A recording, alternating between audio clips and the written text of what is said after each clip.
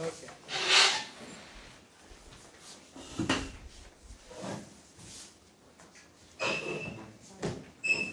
We good?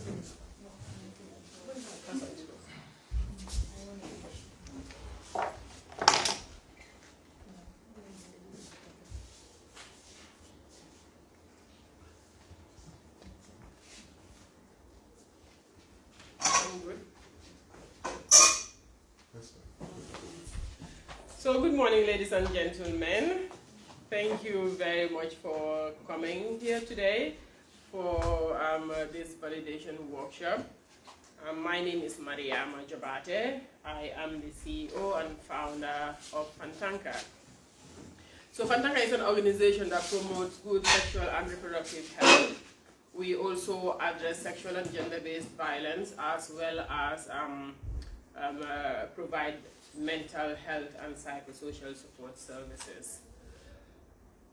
While I thank you guys very much for coming, I would also extend the appreciation to my staff, you know, the team that is here.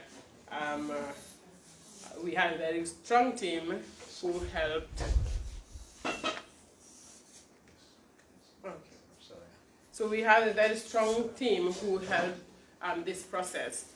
So today we are here to basically validate a report that Fantanka was working on.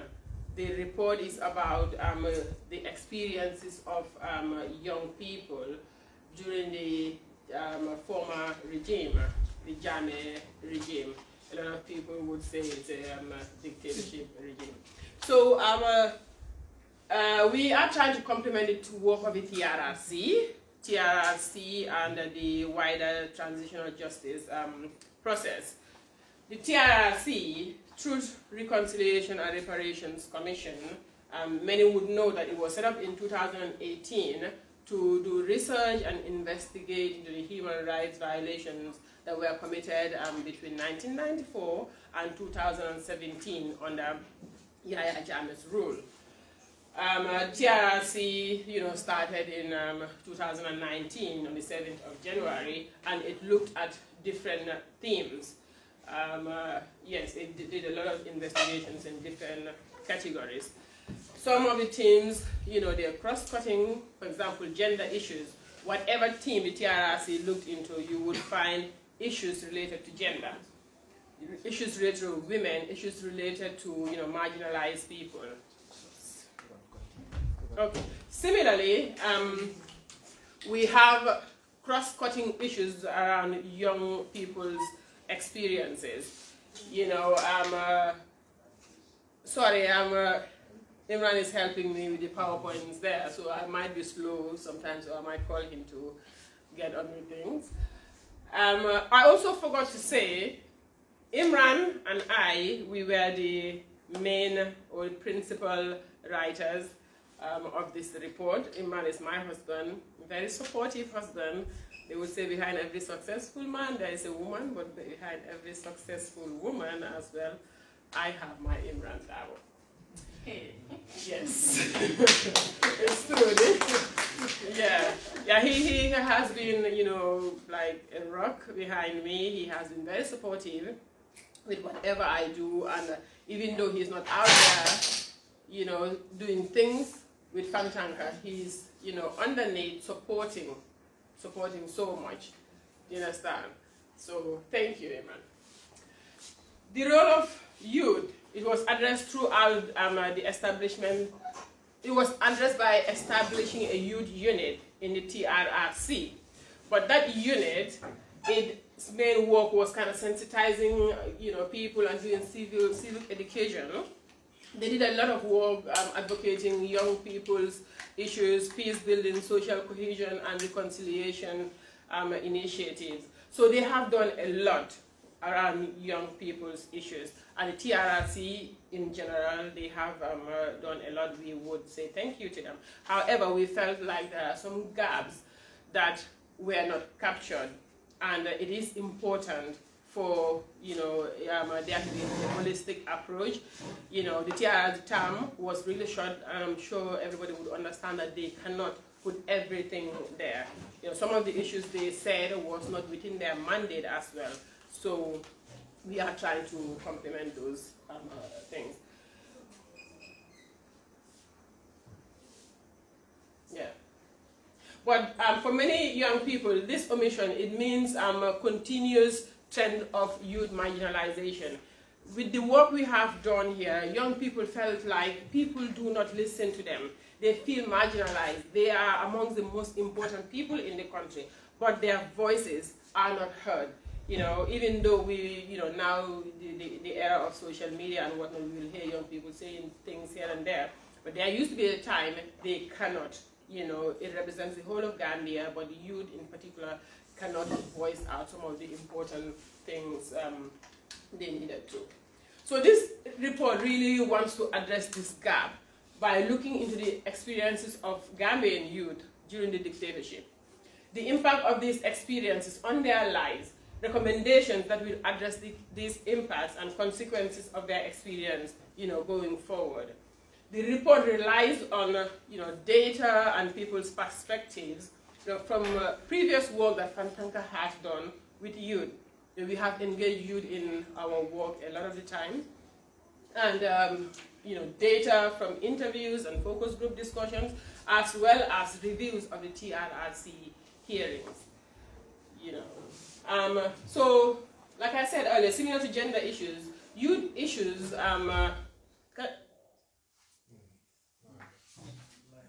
Now wait. Huh?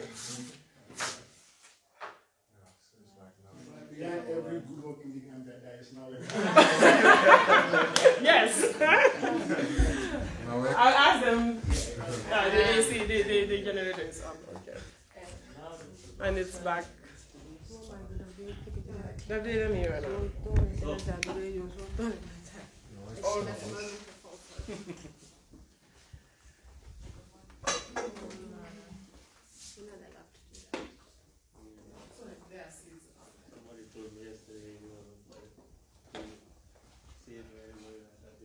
In case you're wondering what's going on, Nawek has hit.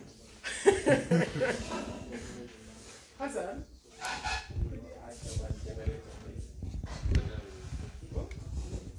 Can we go ahead without the Nawek? Do them. Go ahead. Okay, we'll see the generators.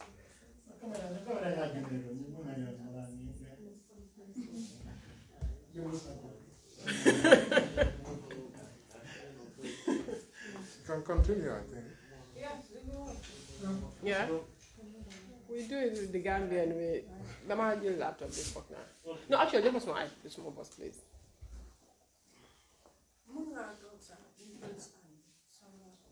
Some other hacker. One can lie up. Only my play up. When I want to talk about that.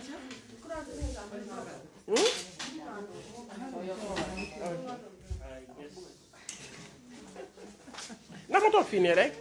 Mo talk fini rek. They want me to say that. Yeah.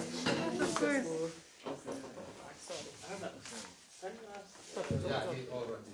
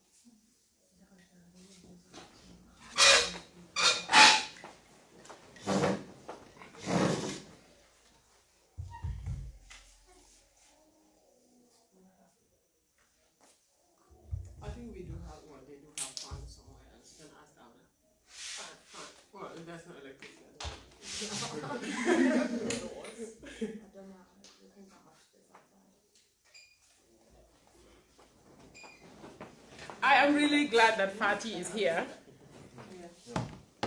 You know, these people have make sure that everything is intact.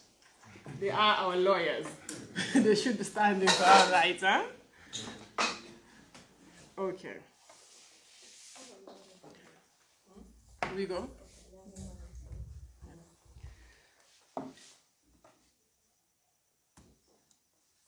So, I was going on about why we did this research. So, youth, for example, they suffered different types of violations. They were direct victims and they were also indirect victims. Youths were exploited through recruitments into the Yahya Jammeh's, for example, Green Boys and Girls movement. You know, I don't know if we all know the Green Boys and Girls, like this kind of military movements who kind of helped in beating and torturing as well. They did attacks in the name of Jammeh's, you know, in Jammeh's name against Jammeh's political opponents. You know, other cases, they were victims of direct violence from security agents of the state or through suppression of their fundamental rights to speech, association, and more. So young people went through different issues that were, you know, missing, for example. Indirectly, they were forced to suffer the consequences of broken homes. Your parents would be captured. You don't know who to talk to. You know, you will be suffering in silence. You know, we will talk about some of the traumas some of them have gone through. For example, April 10th and 11 was an example that the TRRC captured. And we have seen or heard how that kind of started with Bintamane, you know, and then Barry as well. We'll touch all that in details. So from both Fantanka's previous experience or previous engagement with youth during the Gambian transitional justice process and interviews conducted for this report, Gambian youth have expressed the need to address the impacts of the former regime by creating new social, political, and economic possibilities for youth in the Gambia. They call for greater involvement in national initiatives where they can significantly contribute as architects of the Gambia. Whenever we have issues, we will call Gambia, but we will call young people. But how well do we ensure that they are architects of the country? They contribute greatly to welfare of our nation, you know. So therefore, in addition to any recommendations that the TRRC's final report has, this report, this shadow report, charges the state, basically the government and other stakeholders to ensure that all reform initiatives are taken into account and address youth needs and capabilities. Therefore, signaling a departure from a historic marginalization and exposing the country's youth to exploitation. Objectives. Document experiences of human rights violations from youth of various backgrounds during the Jammeh regime. So we want to ensure that the young people's voices are included as much as possible. So we want everybody to come in and help us document their experiences. We also, part of the objective, want to analyze the impact of human rights violations against youth, provide recommendations to address the impacts of violations on youth. We cannot do it on our own. You know, we rely on the victims themselves, the direct and the indirect victims. And I'm sure everybody felt like, you know, a victim during the dictatorship somehow, because the fact that you are denied, you know, to express what you want to say in itself is problematic. You know, denying you the right to talk, express yourself. So the methodology, how we went on about gathering information, the process we, took. So like I said earlier, we engage with young people. Some are in this room, some are not here. Unfortunately, we had a Zoom link. There's no light. But some people also requested for the report to be shared. If anybody wants it, it will be there. Once we are done, we will collect everything, launch it, print it, and share it with some people as well. So we went to different regions of the country also and interviewed different people, direct victims and indirect victims as well. We also kind of looked into TRRC's testimony. We read through different journals and books that captured experiences of young people as well. So it is important to also highlight that the demographic bracket for young people is really big. So we cannot do it all. There is room for people to continue research in this area. It is to help Gambia, the future of our country. We cannot just all sit down and say we are going to wait for somebody else to do it and then we read. It is our duty, it is our responsibility to add on to our children's future. Okay, so the project, it engaged different categories of youth. Two groups of youth who fell outside of the formal work system were the beach youth. They're out of school and unemployed people who earn a living through petty trading, peddling art and craft, and offering themselves as tour guides. And the black market boys, they also, similar to beach youths, out of school, unemployed young people who peddle second-hand wares such as mobile phones, shoes, used clothes, other second-hand things.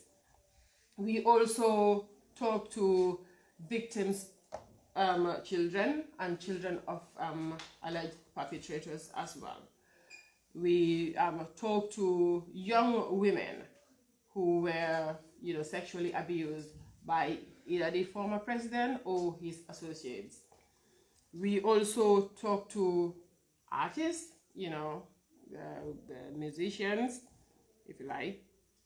Yeah.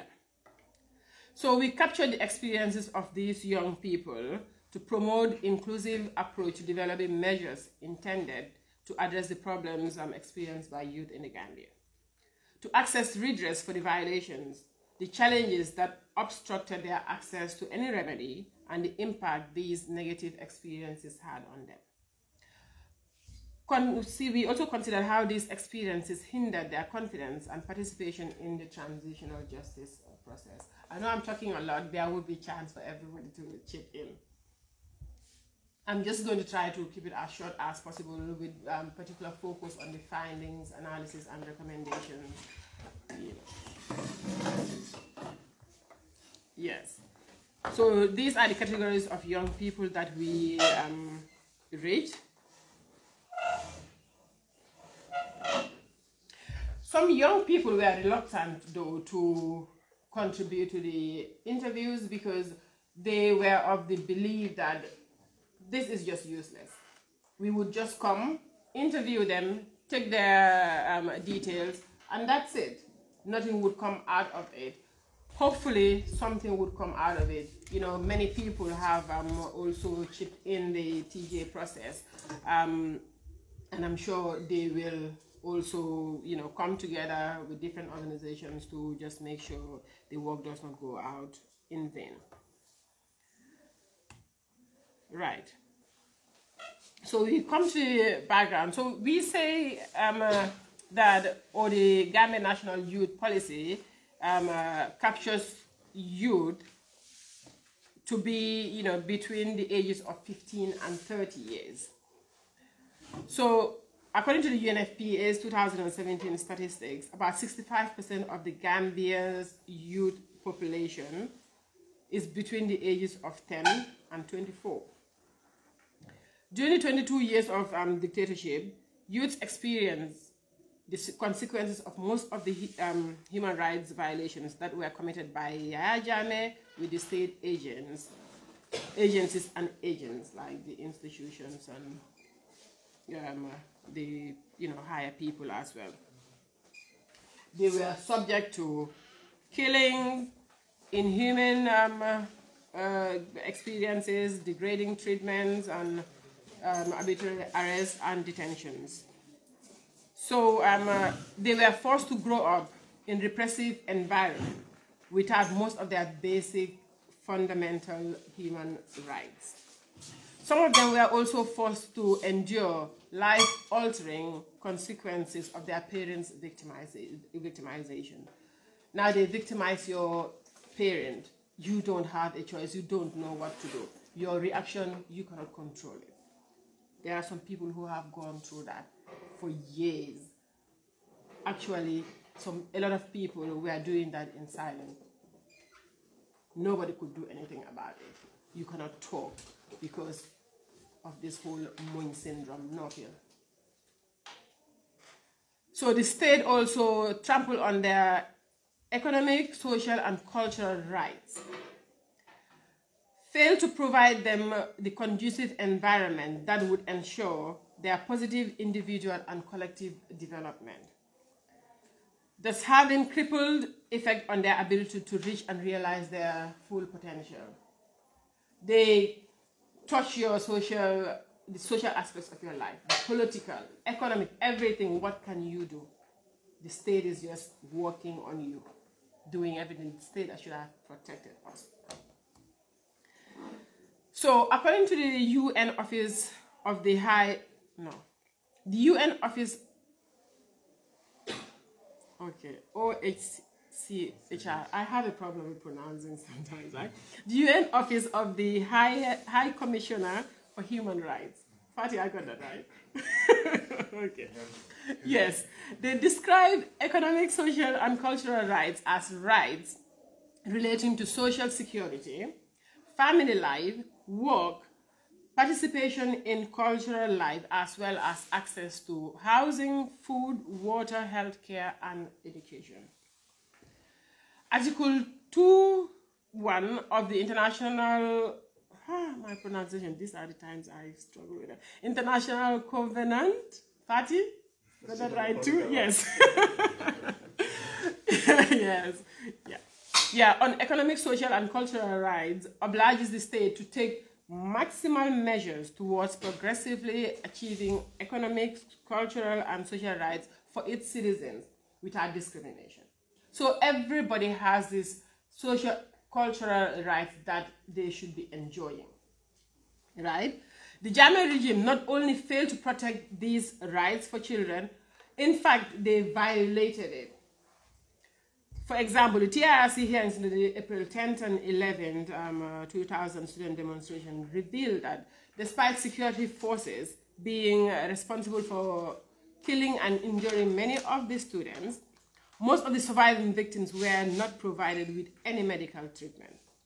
Most of them were forced to drop out of school as a consequence of the violations on them during the demonstrations.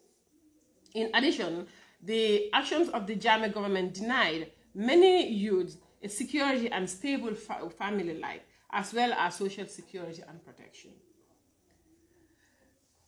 The state, the way the young people's employment was and their economic opportunities, it meant that, you know, this whole social economic rights they are entitled to were not given to them. The president saw it. The state saw it, the Gambia saw it, but not much was done about it. It has resulted to a lot of young people trying the back way. And then we sit down and we're like, they're all going to the back way, they're all going to the back way. Did we sit down and think about why they are going? But they will go to the international wall and make everything look like Gambia is great, nothing. They accuse people of being keyboard heroes then, because they cannot talk. That is what happens when you take people's right to speech. They cannot talk, they cannot be truthful to you. So We also looked into young girls, so I will just kind of go to the findings now. Don't want to waste the time. So, violations against young women. When we talk about violations against young women, in TRRC, it's TUFA. It's no secret. She was used by the president, the most powerful person in the whole of the Gambia. Jammeh's violations, they were not only confined to the political repression. Many more violations were perpetrated against youth, only to state Jammeh's ego. No. Okay. Most violations he did, it was just to boost his ego, basically. To make him fearful. To make people scared of Jammeh. You hear Jammeh, you have to run. You hear what Jammeh says, whether or not he is near you, you just have to jump. If he says jump, we all aim for the sky. Jammeh exploited young girls, some of whom barely reached the legal age of maturity. During the TRRC's hearing on sexual and gender-based violence, evidence emerged that Jammeh and some of his senior officials in the government, like ministers and security chiefs, committed heinous sexual violence, ranging from rape, sexual assault, sexual exploitation, harassment against women. As in all aspects, Jammeh and his officials exploit the vulnerability of these young women and the power that their high positions of authority afforded them to violate young women using fear, inducement, intimidation, violence, and coercion. So female Gambian students, from secondary schools also suffered violations. He organized beauty pageants. These beauty pageants, overtly or, out there in the open, it seems like he was doing it to support their education. He was doing it to help them come out of poverty. But underground, he was there sexually violating them. He was there sleeping with them, molesting them, doing things that he is not supposed to be doing. Right? Girls from these pageants were invited to State House and to Jammeh's residence in 𝗪𝗓𝗓, where Jammeh lavished them with gifts and money before subsequently sexually abusing them. I wish there was light to see these codes. One of these codes are that Jammeh was dating my friend. She used to meet him in 𝗪𝗓𝗓. He bought her so many expensive gifts, and the girl thought he loved her. One day, my friend took her friend with her to 𝗪𝗓𝗓, and Jammeh ended up being with my friend's friend. Her life was a mess after that. So I had a friend go with my friend to see my boyfriend, whatever you call him. Then he dumped you, got the friend. Your life is a mess after that. So another girl we interviewed said, after sleeping with me, as in Jammeh, his closest agents would also have their share of the sex, but threatened me that they will kill me if I say anything to him being Jammeh. They will call me anytime they needed me, and I, become a sex tool. I was disgusted with myself. A lot of girls, have basically acknowledged that these things have happened as well. Some of the young people were appointed at the president's office as protocol girls. They were paid as government employees stationed at the State House, and some even traveled to places with Jammeh. Witnesses have testified, saying these kind of things to the TRRC.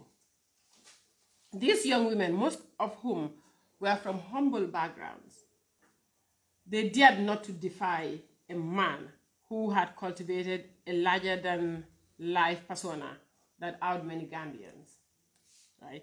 A man whose word was above the law, who would go against 𝗪's words, honestly.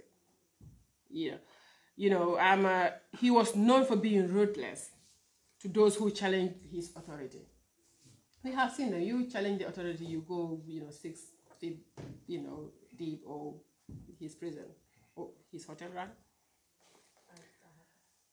Once within his circle of influence, they could not freely consent. If you are with 𝗪, if you are with 𝗪's agent, you cannot say a yes or a no. Consent is a no-no. Sexual abuse of young girls by 𝗪 did not stop with the Persian girls. One of the interviews from this report said that a family member found herself the subject of 𝗪's sexual interest. So 𝗪 reportedly assigned bodyguards to this girl. They would follow her, monitor her wherever she goes. 𝗪 attached these bodyguards to her. Her movements were restricted. She cannot go to places she wants. Wherever she goes, 𝗪 has to approve it. I don't have male friends because, it is going to seem as if she's sleeping with them. He would order her to be taken to 𝗙𝗓𝗓 where he would have sex with her. Whenever the First Lady was out of the country during the period, she would be summoned to the State House. She was scared to even officers. Light. Light. Let's come maybe. It's back and gone. It is Yeah. Yeah, then there was light. Yes. Yes. So, other young women working within the security services were also found at the mercy of men in higher authorities. Although not directly with Yahya Jammeh, but people, up there, top people, were also doing similar things. Or your boss does something, you copy, huh? Living in poverty, well, one of the protected witnesses who testified at TRC stated that living in poverty and being a youth made me and people like me vulnerable, and therefore were at a higher risk to experience sexual violence. Are we going on?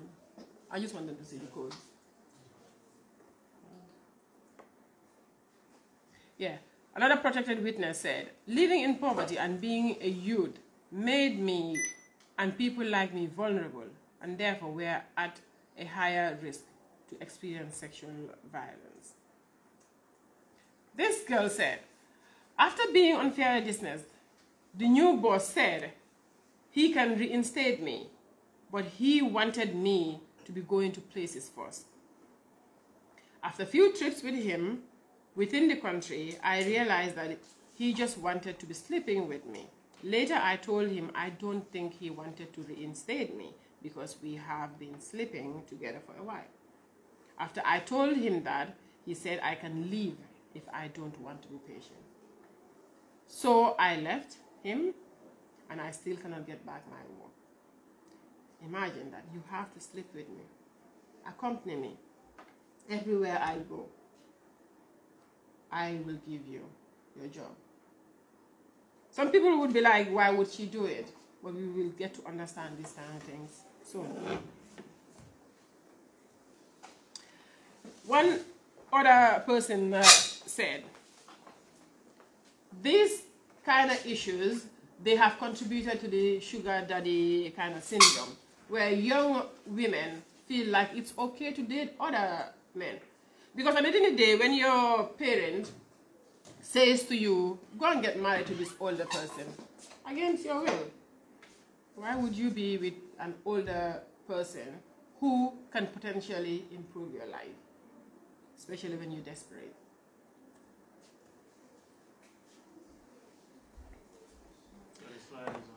Okay. Take it closer to you. Let's take it closer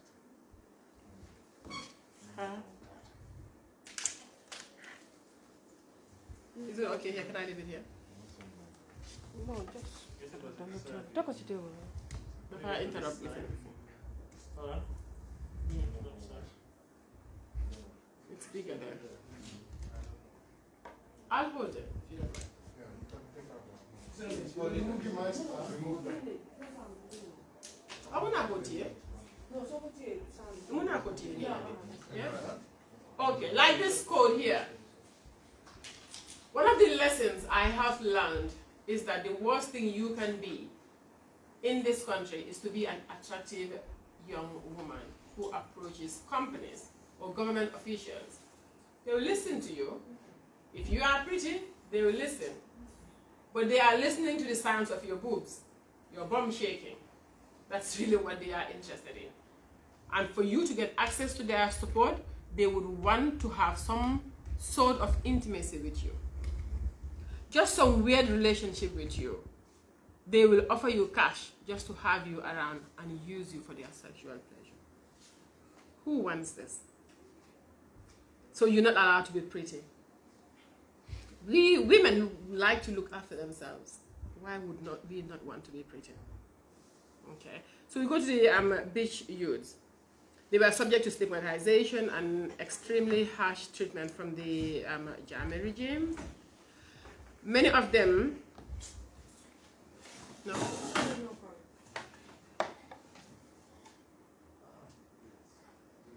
That's better.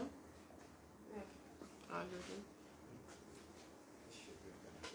Sorry.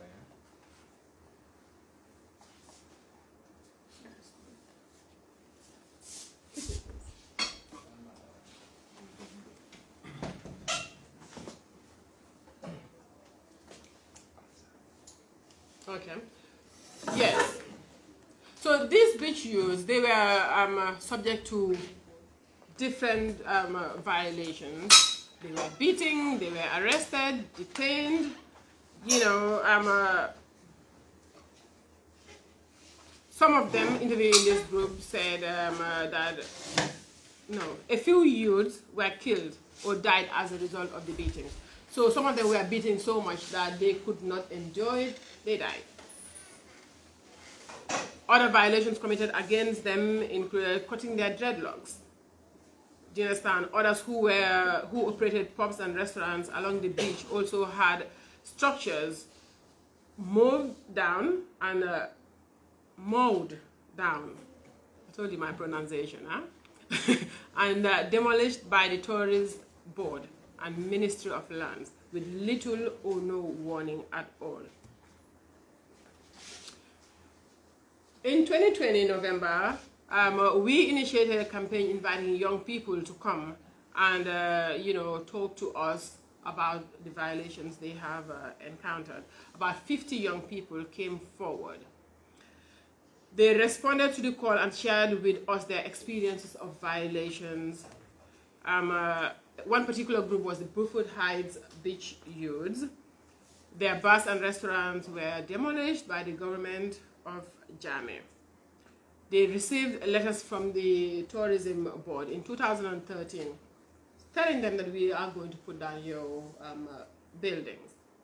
Now they tried so much, they sent letters to the president's office, you know, the reply they got was nothing can be done about it. Now anybody would think that they would take them to court. You know, if somebody is doing something illegal, the courts decide, right? But they will not just say to you that we are going to put everything down. Nothing would come out of it. Yes. About $29 million these people lost. Oh, sorry. Yeah, they lost about $29 million. You know, their structures being demolished, everything went down. When the government was ready to put it down, they gave them 48 hours notice. No, was it 24 hours notice? Right? We are coming. They did not believe it. They came with soldiers, guns, bulldozers, everything went down within a blink of an eye. But this was not captured at the TRRC. The TRRC said it was not their mandate. It was Land's issue. The Lands Commission would come in. We don't know when. But this group of young people want to be heard. But because they are marginalized, they don't feel like their voices are important at all. They have not come out. some of the people who we referred here said the TRRC never got back to them. Okay. So, one of them said, it's like we have always been ignored. The system is still ignoring us as if we don't exist. We also fear building anything in these lands, even though, you know, the government is telling them, now you can build things here. No. They fear building things on the lands again because we do not trust the authorities. Even if we build something here, it can be demolished again. So if the courts are not telling you go and, you know, demolish something, we are giving you the authority to go and put people's properties down. Why would you tell me to rebuild it? You can come and do the same thing, and nothing will come out of it. So 𝗪 boys, we also raped. They also suffered some similar violations. Sorry, I'm not going strictly through the things. It's not word for word. So they went through similar violations, right? Like big men being asked to do monkey dance. We know monkey dance. You know, putting your hands across and squatting up and down.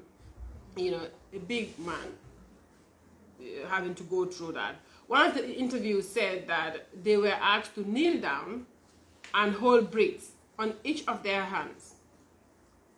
Our dreadlocks were cut off and we got chased away from the beaches like little children by the paramilitary. And actually one person said to me, you know, they will chase you, you go underneath the tables just to make sure that your life is safe. Otherwise they will beat you mercilessly.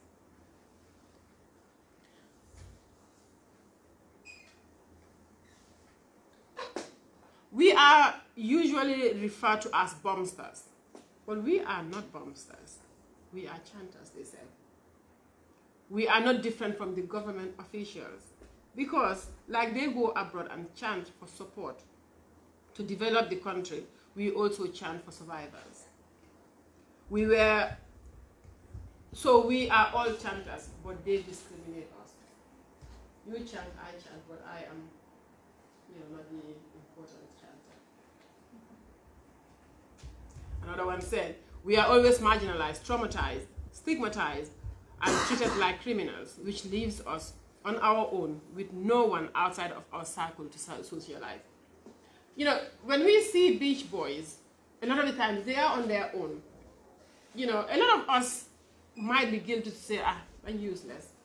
But these people don't see themselves that way. They don't want people to portray them that way. They don't want people to think they are useless. They have said that a lot of the tourists that come to the Gambia, actually Gambia, you know, a lot of our economy is what? Tourism? And what? Agriculture. But tourism, you know, contributes a great deal to our economy.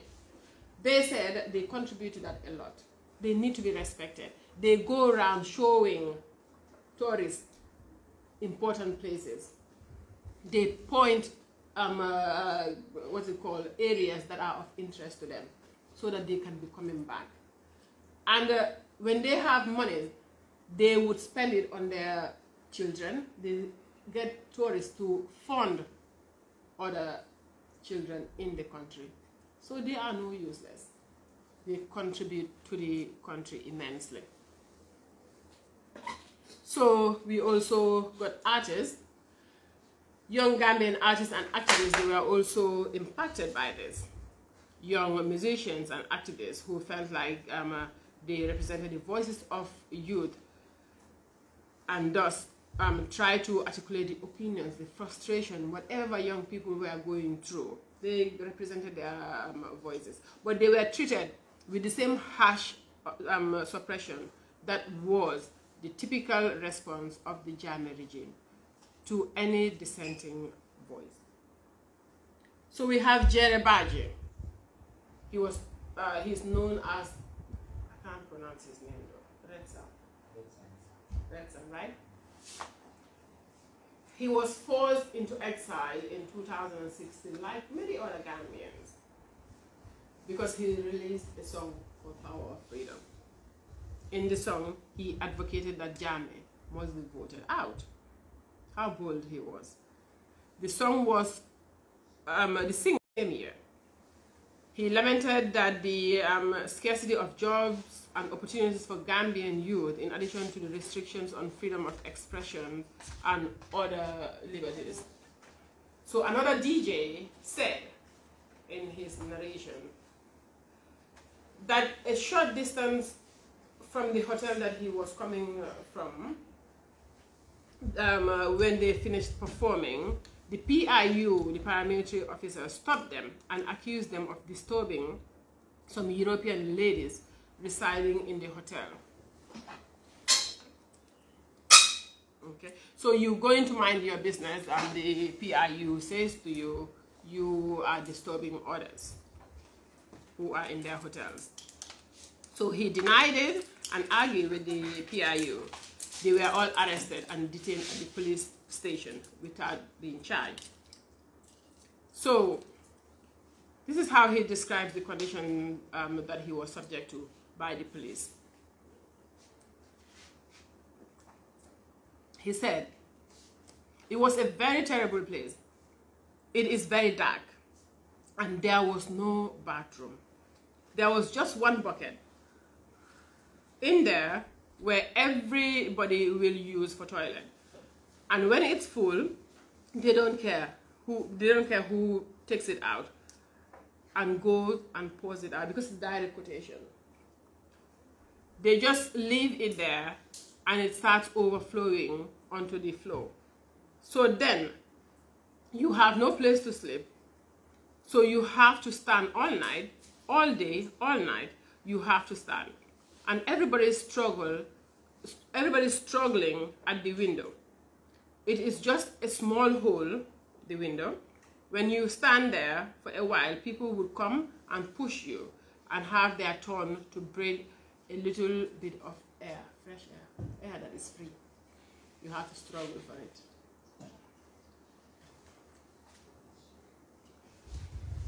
He said, it was a terrible place. It is very dark and there was no bathroom. There was just one bucket.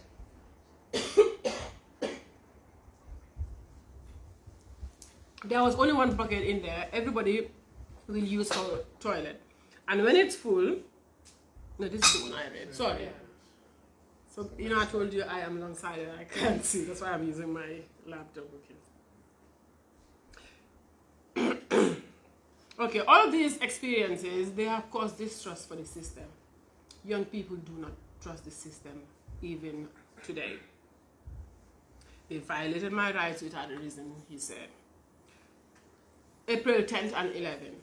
I will not buttress on this one much because we have heard it at TRRC. And like I said, anybody who wants this shadow report, you will get it. Okay. So a 13-year-old girl, Binta Mane, was raped by security officers. That was a trigger to the April 10th, 11th incident. Subsequently, although this should have gotten more attention, you know, during April, personally, I felt like it was not given attention as much as it should, like gender issues. In April, 𝗙𝗓𝗪 was beaten to death at the hands of the Gambian fire services. Now, what the fire services business in discipline, I don't even know. His teacher has asked the fire service officers to help discipline him. When that was in the curriculum, I don't know. Okay, so one of the interviews for this report says that she got pregnant as a result of the rape at the hands of security officers while she was detained after the demonstration. We're talking about April 10th, 11th. She got raped. But this is the sad part. She admits that this is one of the most painful experiences of her life, and something she has even not, she has not said to the TRRC. So basically she omitted this narration to the TRRC. She said that she cannot even love that child. So they raped you in detention. You got pregnant. You could not even say it to the TRRC. Right? because of stigma. You did not even say it to your parents. That child, you look at that child, you don't even love that child because you felt like the child destroyed your life. Let's think about that. People love their children, but for somebody to go to an extent of not loving their child because you're feeling like they destroyed your life. Not only did victims lose their lives and sustain grievous injuries, many were also forced to drop out of school because of the injuries and a length of recovery times they had to endure. Many people during that, because of that demonstration, they've not gone back to school. They are denied the opportunities that some of us had. If they were left in school, if they were given the opportunities to continue, Gambia as a nation would progress, because 1, 2, 3, 4, 5 people going, achieving their potential means the country is moving forward. So we have children of victims and children of perpetrators. The TRC hearings presented harrowing stories of victims narrating the human rights violations they experienced and the impact this has on them, as well as stories from the perpetrators that stunned the entire country and the world. The stories of what happened shocked and traumatized a lot of people, because a lot of people, this was the first time they heard some of these issues. One impact that has not been so much captured is the experiences of victims and perpetrators. It's how the experiences of victims and perpetrators have affected their children, both over the years as well as immediately after the revelations before the commission. In some cases, the TRC hearings were the first time the victims and the perpetrators' children heard about some of the things that happened to them or that they have done. So we might be thinking, oh, we did not know. Their children did not know too. One young woman described how her father's imprisonment resulted to it resulted to dysfunctionality within her family. Her father was a former employee of the government who later left and started his own business, but fell a fall of journey. Although she did not know what the original issue was about his dad, she still lives every painful reality of its impact. She said that her family home was confiscated by the government, which disrupted everything in their lives. She said, everyone has been unstable ever since. We eventually found ourselves to leave, but we literally had to vacate the premises within 24 hours because we got notice that the sheriff was coming the next day to seize everything in the property, apart from the human beings inside. After living comfortably in that home for 22 years, it was when we were forced to move out and we found out how much of a problem housing is in the Gambia. It was tough, though we kind of pulled it. I was comfortable in my home for 22 hours. Within 24 hours, I'm asked to leave. So another interview explained that she worked at the radio station around 2010.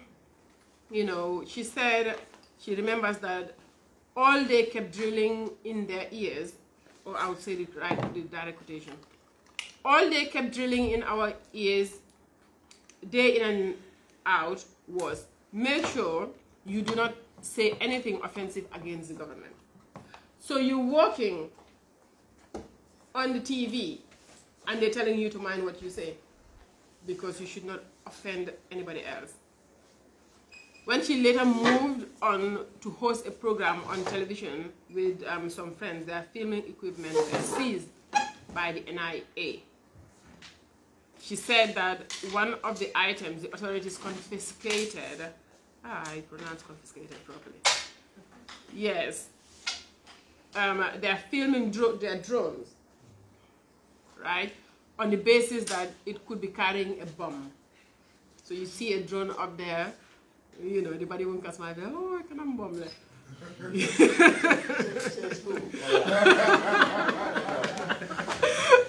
Funny your people, I'm sure that's what it is. So maybe we did this.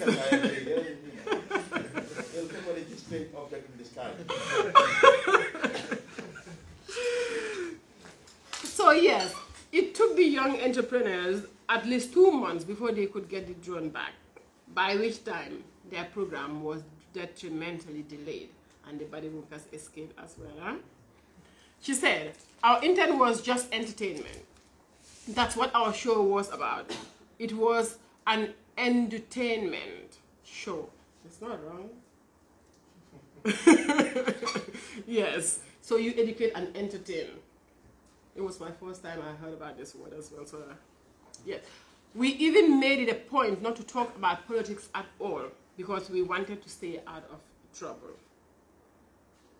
So another son of a victim and an alleged perpetrator, he helps me pronounce the words, don't worry, just smile and let me deal with it. Yes, said that when he was in grade 9, his father, who was a government minister at the time, during 𝗪's regime, was arrested. Where was that? Yes, was arrested at the behest of 𝗪 for an alleged crime. His father's arrest happened during his grade 9 exams, and the stress made it impossible to concentrate on his studies.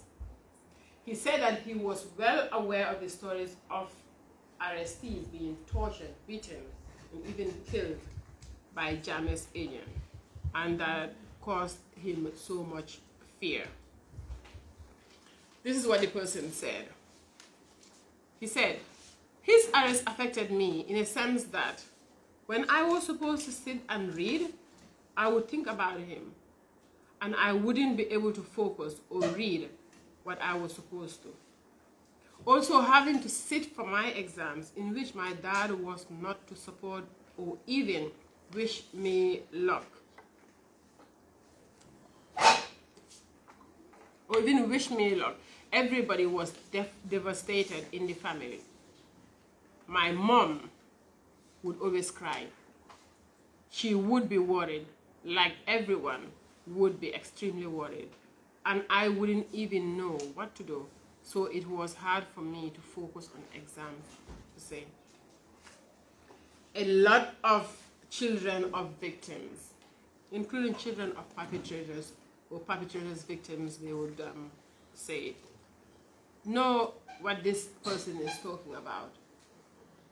You sit down, you're thinking, my dad is in the prison. He might be beaten. Sorry, he might be killed. Because I know, you know, they said they are beaten. You have exams, you can't sit down, you can't think. The effect on that exams. So this code basically shows the direct and multifaceted impact, including severe trauma that violations against their parents have had on youth. Despite being described as secondary victims, it hits really, really hard.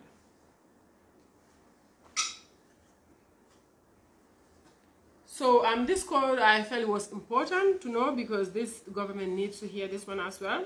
If the government provides free education and allows us to express ourselves, right? This goes out to the government of the Gambia currently now as well. We will tell them how we feel. Give them a room to express themselves, how they feel. They can help to develop us. And if they develop us, the country will be developed. We have brilliant young minds, but they are hindered because of fear. They are hindered because of lack of opportunities. As a youth in this country, you have to bend over backwards to earn a decent living or restore to unscrupulous means, and it messes you up. And even in that sense, the government needs to do something about it to fix our brains from all the damages they put us through. The government has a lot to fix. So we have the black market boys. They represent another group of young people, like I said, out of school, you know. They around the Serekunda area, the ones we interviewed. They sell second-hand goods, ranging from shoes, mobiles, you know, I mentioned this earlier. So according to one of the interviewees rather, over the years they have been subject to unwarranted police brutality and aggression.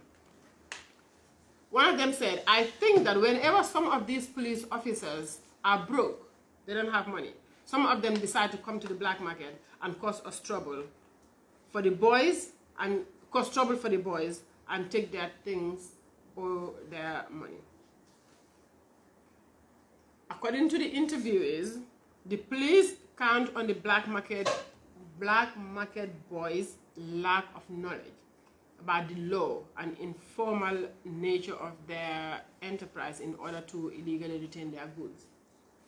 Now this, you know, I would like the government to really take into account to ensure, and civil society organizations as well, to ensure that everybody understands their rights, understand how important it is to know the law.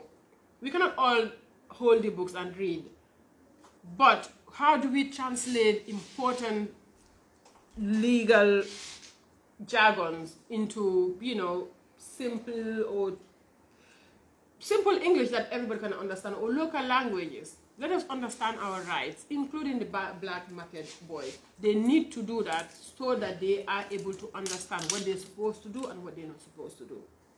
It contributes to reducing violence in our country. So because he said they think they're not important, nothing happened even when they try to make complaints to the police in case they get it worse. Instead, they get it worse rather. Okay, one interviewer said some of the things that are stolen, they find their ways into the black market, but they argue with that did not justify the violations they also encounter. Everything can be done properly. It can go to court. Just because someone goes to the police and says that they have lost their iPhone doesn't mean that they can just come to the market and anyone they see with a phone looking like that, they will just say that this is the phone and you have stolen it. They don't even investigate to make sure, they just pick it off you. Okay. So I'll just go to this, and the trauma of that period still hinders them from completely and openly express themselves. He says, we are still thinking at the back of our heads, hey, I have something to say, but also thinking, is it safe for me to say? Even now, you know, you feel like somebody is just going to tell the police. Could this new guy decide to be like the other guy? Could Barrow decide to be like Jamie? Like the other guy and just come and pick me up? You know, it's like you want to express yourself, but you're like, is it safe? The fear has transferred from the origin to the present, and it is very much alive. So we go to the analysis. I just want to wrap this up so we can have discussion and, you know, add on whatever we feel like is important. So the research presented here clearly shows a systematic violation of the rights of young people that has left them relegated to the margins of society. However, the treatment of young people is part of a pattern that has been exposed throughout the TRRC hearing.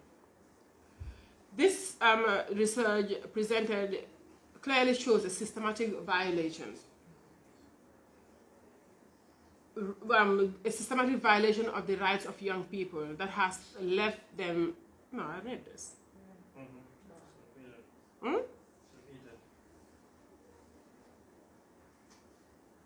Okay.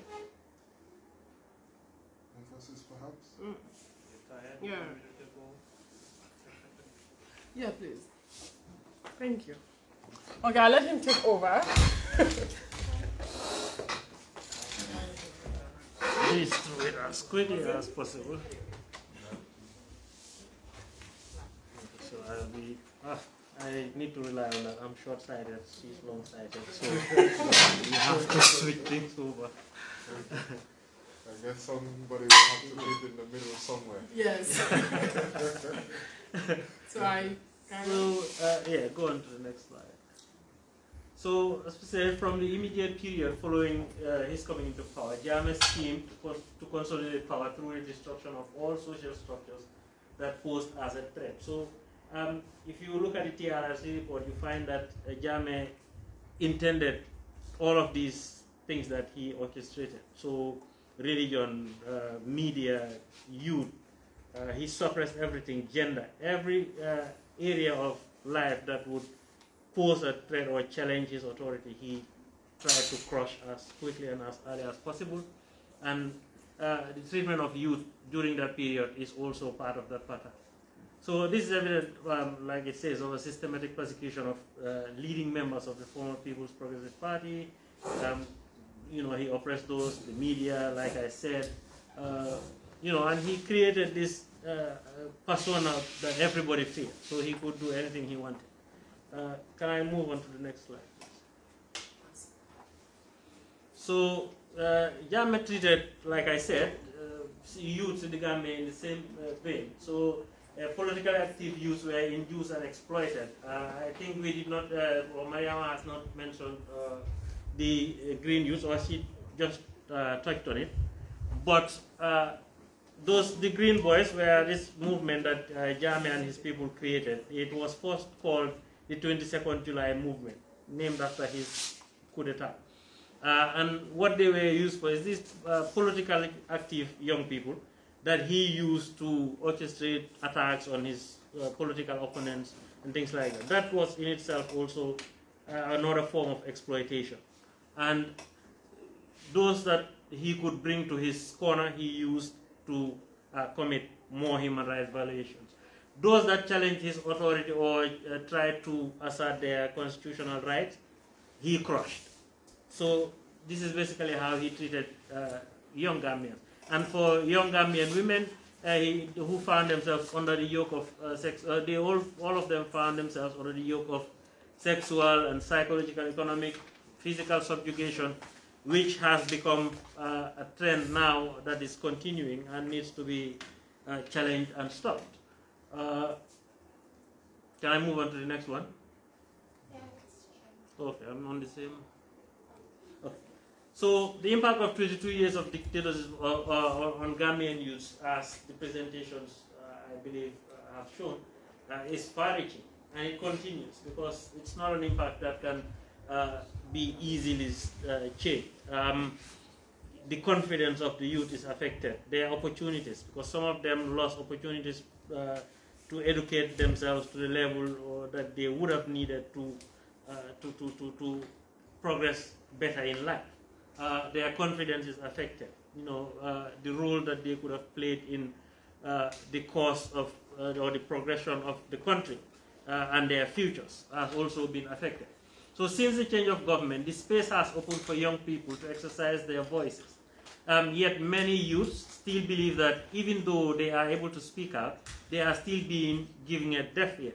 So some of the interviewees, what they said was, like the ones that were reluctant, in fact, to even participate, that look, every event nowadays, youths would be invited, but it's kind of a tick box kind of approach where you just want to say we are engaging youths, but whatever youths have to say, they would not listen to or it is not taken seriously.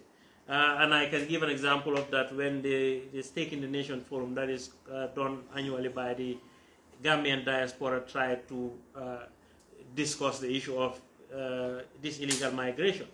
They invited in the event almost 300 young people. The first event, I was there.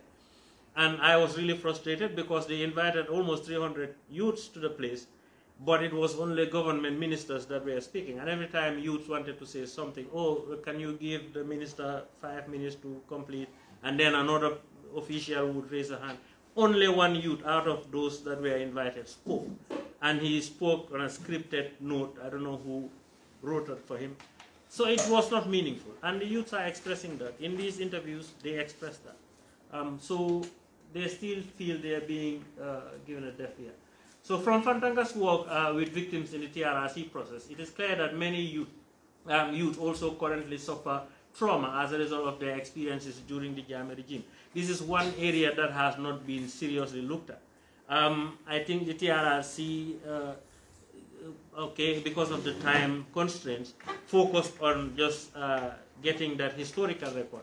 But, for example, if somebody comes and testifies to an incident, the children of that family were not also given as much consideration, I think, as they should have, because then it would have been easier to assess the trauma that they've suffered, the impact of it, and better recommendations maybe on how they can be helped to address their lives. I believe one of the examples I can cite also is that there was a point where Fantanga had advised some of these youths to come and also submit a statement, but because of some misunderstandings, some of them were told that, somebody had already submitted a statement about this issue. But the child's perspective is also a specific issue that could have been considered in the TRRC's final analysis, and I think that was a shortcoming. Signs of trauma are visible among youths who were directly victims of various rights violations, including some of the young women who were subjected to SGBV, the Beach Boys, as well as children of victims and perpetrators. I was the outreach coordinator for the TRRC. In some of the activities we did, we felt it was a good idea to go out with some of the children of victims because we had a lot of activities going to schools. And we tried to engage them to also talk to, because sometimes it's easier or it's better for the information to come from somebody who's felt the impact.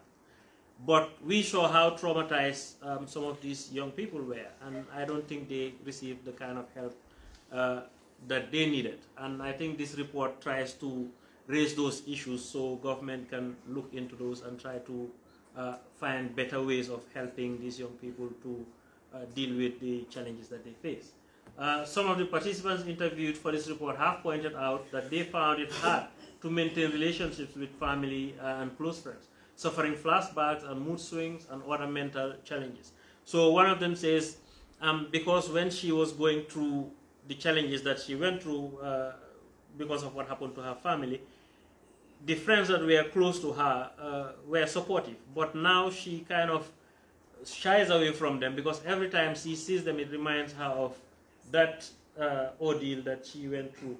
And so she doesn't even want to associate with people who she loves and she knows were helpful.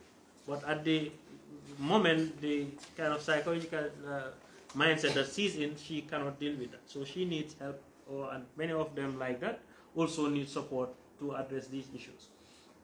A number of, can't read this because of the thingy, but many of the victims or young victims have benefited from Fantanga's psychosocial support program, but there is still a big need for more efforts to be done in terms of psychosocial support, which I think because before the coming of the TRRC was a bit of a novel idea in the Gambia.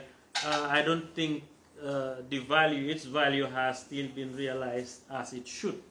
From Fantanga's work with victims in the TRRC process, it is clear that many young people repeating the same thing. Okay, so some of them lost the breadwinners in their families, and that often meant that their education was disrupted. Lack of financial support also occurred, resulting in the cessation of personal development. So some of them couldn't go to school. Some of them had to move from house to house, renting. And then sometimes because it's a single parent, having to take care of a child, if you cannot afford the rent, you are kicked out of that place. You have to move to another one. So it destabilized their lives entirely, and that is also something that I think needs to be addressed. Even now that reparations are in place, are the reparations sufficient for certain families of young people who've already lost a lot of developmental opportunities?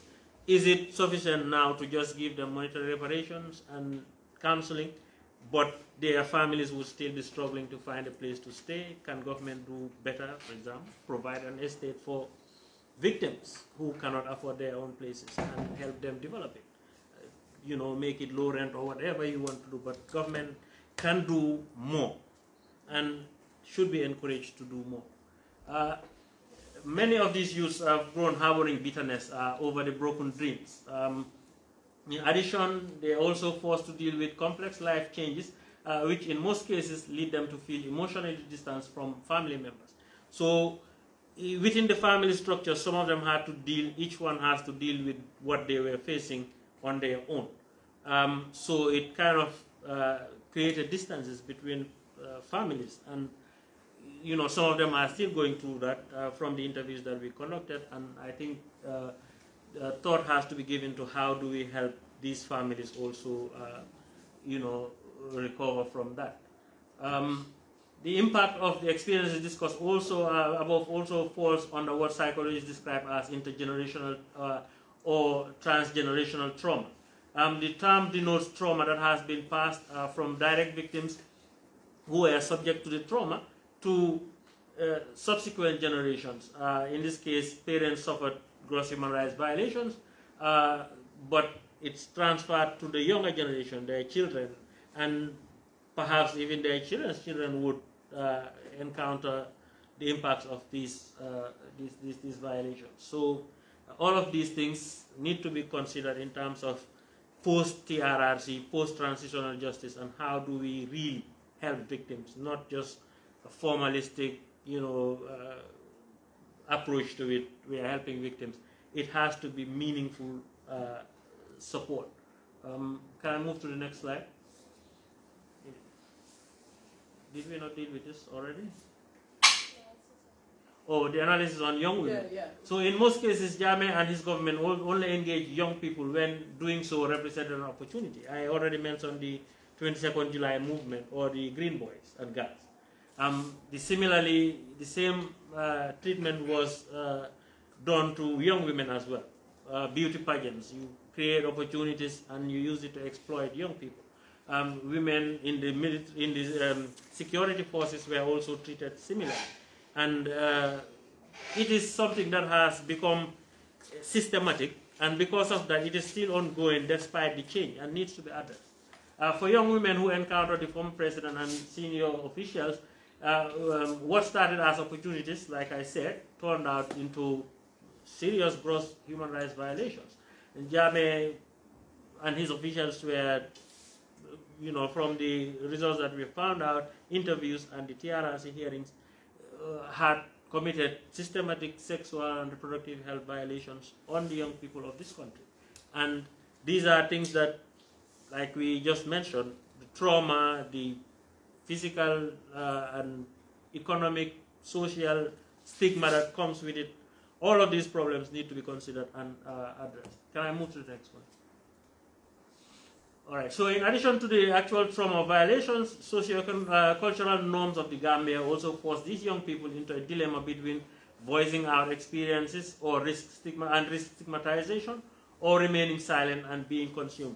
I believe Mariama mentioned the lady who admitted from these interviews that she got pregnant from the rape following the April 10 and 11 demonstrations, but did not expressed that to the TRRC when she submitted her statement to the TRRC, because of that dilemma that they face. Do I say it and everybody starts making comments? We've seen the story of Tufa where people keep doubting, is it true, or was she being greedy? Did she just follow the money and all of that?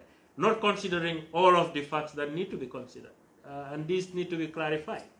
Power dynamics, for example. You cannot have a head of state inviting a teenager to the state house, no matter what the circumstances are.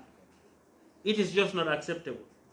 You know, it is understandable that a teenager developing mentally, physically at that period cannot make certain decisions. This is why even the law doesn't allow young people to take certain decisions on their own without parental guidance. So how would you have a head of state in a position of trust and power, having any relationship with a teenage girl that is going to school? No matter what, the blame goes onto the president. So there is no excuse for these things.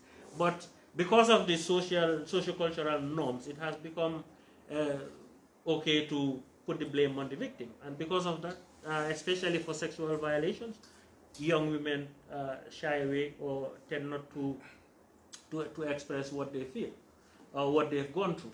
So in a country where support for mental health and psychosocial support is limited and also considered taboo, most women prefer to suffer in silence to also avoid stigmatization. Hopefully this trend will change, but there is a lot of effort that needs to be done, CSOs and government, to address that. Can I move to the next one? Yes. So the same thing I was talking about is all this issue of social stigmatization. This lady that testified at the TRRC to say that she was violated by the same person multiple times, everybody disbelieved in it immediately without taking the time to consider, all of the context and the circumstances and all. So all of these things are some things that need to be addressed. Just as Jammeh incentivized his assassination squad, the junglers, with money, drugs, alcohol, he did the same thing with the Green Boys as well. So another form of exploitation, gave them just free rein to do whatever they wanted. And most of them assume that this is going to go on continuously, getting free money, getting, gifts to do barbecues and things like that. So they stopped going to school, a lot of them, and focused on just doing Jammeh's bidding, going around the country attacking people. Now come 2016 and the regime changes. They have no proper formal education, no skills to count on, nothing, and the state patronage that they relied on is no longer there. So most of them are also within communities that knew, because they thought they were invincible, they behaved however they wanted. Now they face that same community that's looking at them, negatively, and they have to deal with all of those consequences. So we consider them as victims as well, and the state needs to look at how to help them. For beach youth and other groups of people, most of them did not have the educational background or knowledge to navigate formal institutions. The first time our units organized a meeting with the beach youths here, they were so nervous to come into the TRRC building because they're so nervous about formal institutions. Every time they engage them is a violation or is an exploitation. So we had to go around again, convince them that nothing's going to happen, it's just a conversation with you, for them to start coming in. So all of these things need to be addressed. These youths need to be helped to understand the system, the laws and everything. So back where it is also psychological, psychosocial traumas that they encounter needs to be addressed. The reasons why they embark on these travels need to be addressed. When Fandanka worked with the beach youth and engaged National Human Rights Commission, they were told that the violations they suffered did not, during a time, it was within a time that is not covered by the mandate of the Human Rights Commission. But it was also violations that did not fall within the mandate of the TRRC. So they're wondering, where do we go? We have gone to the TRRC, they've told us it is not their mandate. We've gone to the Human Rights Commission, we're told that it is not their mandate. Where do we get help from? And these issues need to be considered when decisions are made. Most of their peers, they live in fear of arbitrary arrest, detention, even now. Like Mariama mentioned, they're afraid of rebuilding because they don't know what's going to happen next. And they need a lot of support to deal with these issues. The black market boys, similarly, they do admit that sometimes stolen goods would come into the environment. But their argument is that the reason we have these economic crimes increasing in the country is because of the lack of opportunities young people have. So in order to address them, you have to help them find some other alternative. So that is their argument, and that no matter what, proper investigations need to be done. You can't just come and confiscate things and accuse them of stealing. And that is what's happening. So they need all of that support. So we come to the recommendations and the final part. I just breezed through it as well. I hope I've not taken too much. I have a tendency to yap. I guess that's Security sector reform should include training police and state security agents on ethical engagement with youths. This is a critical thing because most of the youths we interviewed expressed that their engagement with police or security services is always negative, or they always feel angry because of some previous experience. The relationship between security and youth need to be addressed. It is critical for reconciliation, it is critical for peace building and stability in the country. If youths get agitated, anything can happen in a country, and that needs to be addressed. Also, another recommendation is to commit to providing free, quality, and basic education and establish vocational training programs for young people in every region of the country. There is a big gap between the regions as well, urban and rural. We did interviews in both areas, and this gap is visible and it needs to be fixed. Also, training. Some of these young people that have already lost opportunities over the 22 years, but they still need to develop skills to move on. So meaningful vocational training should be provided, and it should be affordable as well. We asked one of the youths, what would convince you that the Gambia is on a path to progress? And he says, the day I, trying to remember the quote, the day I see at least 3, 4, 5 vocational training centers that are free for youth, then I would believe that the country is serious about progress. That's what he said. So that needs to be added. Also, reducing youth unemployment by creating a youth investment fund to promote youth entrepreneurship through grants, loans, and similar incentives. I know that we have 𝗪𝗹 and some of these 𝗪𝗪 and all these other initiatives that are going on, but it's still limited. Access to it is also a bit challenging for certain groups of youths, and we think that more should be done in this area to encourage young people, but not also just to give them funds, but to give them the training and the technical support they need to make a success out of that. If you find a youth in this urban region and just give them a loan and tell them to go farm, it is likely they would fail because they have no idea what to do about farming. So it has to be meaningful. The next thing is, as part of implementation of the reparations program, we believe that mental health and psychosocial support is critical for young people, these groups of young people that we mentioned. And this can be done in partnership with CSOs, because most of the time government doesn't have capacity to do some of these things. So it is important for CSOs to partner up and to support the state in achieving these things. But like one of the victims says, it's critical for the state to help young people fix their minds because the trauma is extremely unbelievable. And that needs to be fixed first before you try to address any other issues. So also facilitate suitable mechanisms through which youths, especially out-of-school youths, and those who operate in informal sectors can express themselves and have their issues heard and addressed. These may include body mapping exercises which have proven effective in helping them express their experiences. However, it is important to develop any such mechanism in consultation and collaboration with the youth. So Fantanka and its partners have done some of these body mapping exercises. Like I mentioned, some of these out-of-school informal sector youths are not comfortable having conferences and workshops and things like that.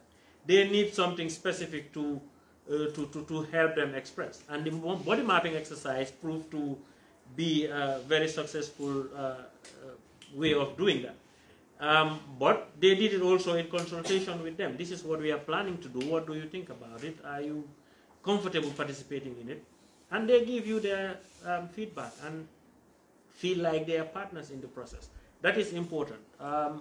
Also, what's that? Enhancing civic education in the school syllabus to ensure young people understand their rights. Understand their rights, the meaning, what it means to hold the state agents accountable, and also know about the avenues of redress when their rights are infringed.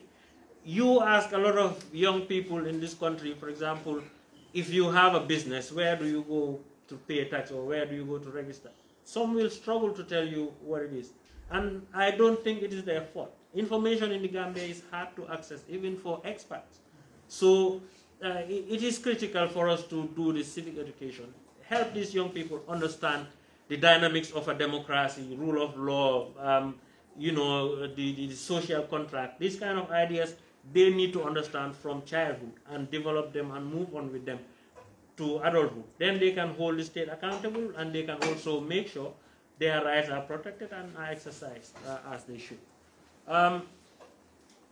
We also need to drive funding to strengthen and support Gambian civil society in its efforts to empower youth. Civil society in the Gambia has undergone a revival, you know, from 2016 to now.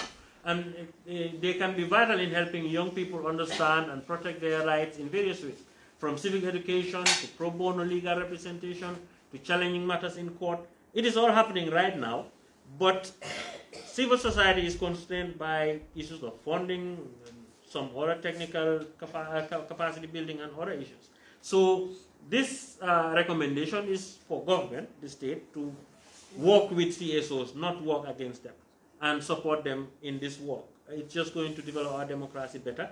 And also, if international institutions or organizations can also support CSOs, it will also help enhance the work that they do. The next recommendation is to provide capacity building support to CSOs in the area of youth development. By providing technical training for CSOs on the ground, like I said, capacity building, to increase the competence and efficiency, which will enable them to advocate for youth more and in a more effective and efficient manner as well. So I think that is also a critical recommendation that the government should look at. In terms of civil society, the recommendations we have for civil society is to provide mental health services that are easily accessible to young people, particularly children of victims and children of perpetrators. These are young people who have had to deal with issues that even adults find difficult to grapple with, you know, and at a very critical stages of their lives as well, when they're supposed to develop, you know, in a normal manner, but with all this trauma, made it impossible. So civil society has, some of the civil society organizations have this expertise and can be able to provide that with the support of the government and other supporters. We also recommend to initiate community reconciliation initiatives that help youth, such as the Green Boys and Girls, to reconcile within the communities. Like I mentioned, some of them misbehaved because of the influence they had from the state within their communities or within other communities, and now having to deal with issues that, you know, they looked at as pariahs in society, basically. I spoke to somebody actually in their village. He was telling me of somebody who in fact misbehaved so much that he told the villagers that he's not even from the village, I'm from Kanirai. But now that things have changed, he's expressed to this friend of mine that he actually wants to come back into his community, but because of what he had said, he can't just walk back in. So community reconciliation initiatives would support that effort, create a conversation between, you know, people, former young people who had done certain things and their communities, and help them reconcile with them and get the support they need. Also to facilitate dialogue and social cohesion initiatives between security institutions and youth. Like I said, the relationship is very antagonistic at the moment. Young people don't trust the security forces. Security, most of the time, views young people as troublemakers. And this situation needs to be addressed if there is going to be stability in the country. Also to create alternative truth-telling opportunities that is suited for youth. This will enable youth to express themselves freely without the distrust they have for formalized institutions. A lot of people, a lot of young people did not come to the TRRC to submit a statement and things like that. But there are still opportunities to create a space where they can express their ordeals and their experiences, which is also part of a healing process. And that needs to be considered. CSOs can help facilitate that. I cannot read the last one at the bottom.